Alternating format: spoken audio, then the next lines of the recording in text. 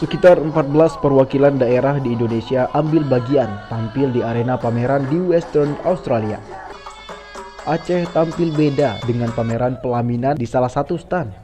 Lebih 1.000 warga Australia mendatangi stand pameran Aceh dan mereka mencoba pakaian adat resepsi pernikahan Aceh.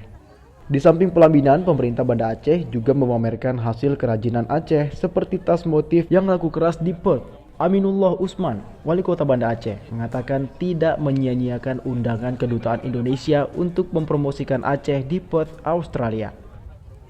Ya, alhamdulillah Banda Aceh yang merupakan ibu kota provinsi Aceh mendapat kesempatan dan undangan dari Duta Besar Australia untuk tampil di dalam Festival Indonesia Perth Western Australia. Kesempatan ini kami tidak sia-siakan karena Banda Aceh itu memiliki berbagai kelebihan di dalam untuk tujuan destinasi wisata.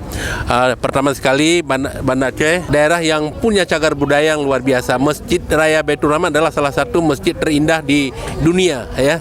Kemudian kita punya kapal apung yang bawaan tsunami yang menjadi sejarah yang luar biasa. Kemudian juga kita punya museum tsunami yang tergambarkan di sana begitu banyak warga yang korban, lebih dari 120.000 tercatat di museum tsunami ini.